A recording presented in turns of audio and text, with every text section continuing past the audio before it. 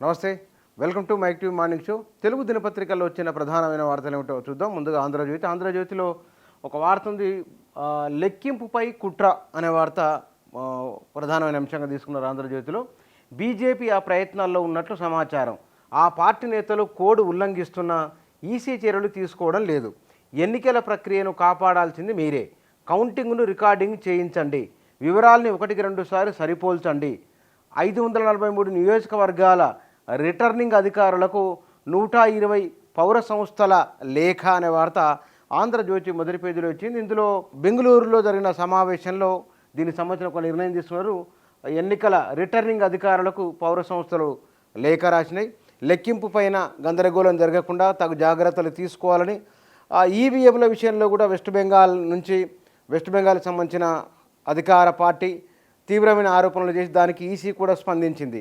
వరుసగా ఎన్నికలు ప్రారంభమైనప్పటి నుంచి ఇప్పటి వరకు ఎన్నికలపైన, ఓటింగ్ సరళిపైన, శాతాల నమోదు ఆలస్యం పైన గందరగోళమైన అంశాలు బయటికి వస్తున్నాయి. తాజాగా వచ్చిన మరొక అంశం ఇది. ఓట్ల లెక్కింపు పైన కుట్ర జరుగుతున్నదని, బీజేపీ ఆ ప్రయత్నాలు ఉన్నట్లు తమకు సమాచారం ఉందని 120 పౌర సంస్థలు అంటున్నాయి. ఈ 543 లోక్సభ నియోజకవర్గాల రిటర్నింగ్ అధికారులను వారు విజ్ఞప్తులు చేసిన వార్త ఆంధ్రజ్యోతి మొదటి పేజీలో వచ్చింది. ఇక 11 టోల్ ప్లాజాలు, ఇంటర్చేంజ్లు, ఇది RRRకు సంబంధించి జీఏడీకి వివరాలు సమర్పించిన NHAI అనే వార్త ఉన్నది.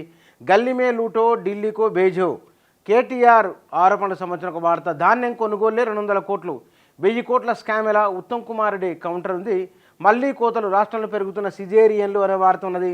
7 శిశువుల ఆహుతి, ఢిల్లీలో ఆసుపత్రిలో అగ్ని ప్రమాదం అనే వార్త. నేడు పట్టభద్రుల ఎమ్మెల్సీ ఉప ఎన్నిక అనే వార్త ఉన్నది. ఇక వేలం గ్యారంటీ, అభివృద్ధి ఆదాయమే లక్ష్యంగా భూముల అమ్మకం అనే ఒక వార్త ఉన్నది. ఇక గాలివాన బీభత్సం, రాష్ట్ర వ్యాప్తంగా ఘటనలో 12 మంది మృతి అనే వార్త ఉన్నది. రాష్ట్ర గీతం నిడివి 2.5 నిమిషాలు, జేజే తెలంగాణకు తుదిరూపు అనే ఒక వార్త కూడా ఉన్నది. ఇయర్ ప్యానెల్లో Sunrisers super flop show, IPL ఫైనల్లో తేలిపోయిన హైదరాబాద్ అనే వార్త మొదటి పేజీలో ఇచ్చింది ఆంధ్రజ్యోతి. ఇక సాక్షిలో గాలివాన బీభత్సం అనే ప్రధానమైన వార్త ఉన్నది. 2 రోజులు మరింత వేడి అనే వార్త.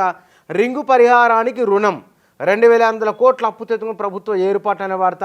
కోల్కతాకే కిరీటం అనే IPL సంబంధించిన వార్త ఉన్నది.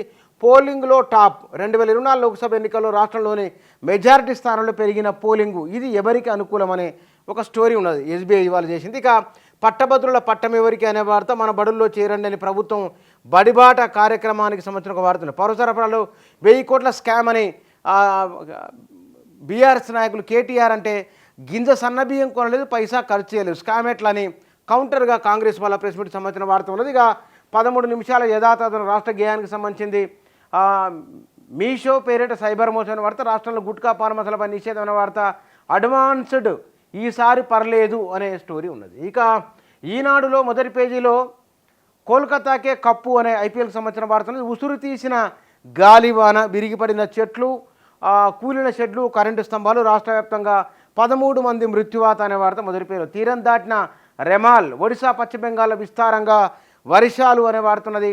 ధాన్యం అమ్మకాలు, సన్నబియ్యం కొనుగోలులో 1100 కోట్ల కుంభకోణం అని కేటీఆర్ ఆరోపణ సంబంధించిన వార్త. ఆరోపణలు పైసా నిజం లేదు అని ఉత్తమ్ కుమార్ రెడ్డి, శ్రీధర్ బాబు మీడియాతో మాట్లాడిన వార్తను పక్కపక్కనే హైలైట్ చేసిన మొదటి పేజీలో.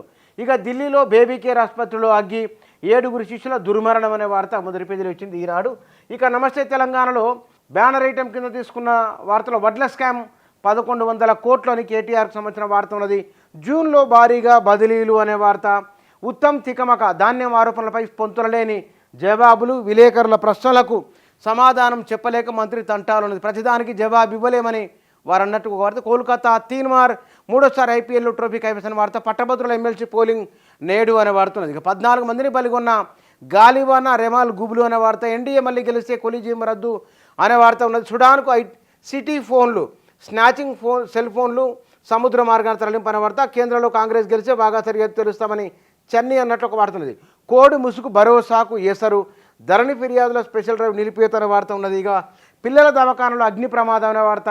కెమిస్ట్రీ కీలకం, JEE అడ్వాన్స్డ్ పరీక్షకు రాష్ట్రంలో 24,000 మంది, జూన్ 9న ఫలితాలు అనే వార్త.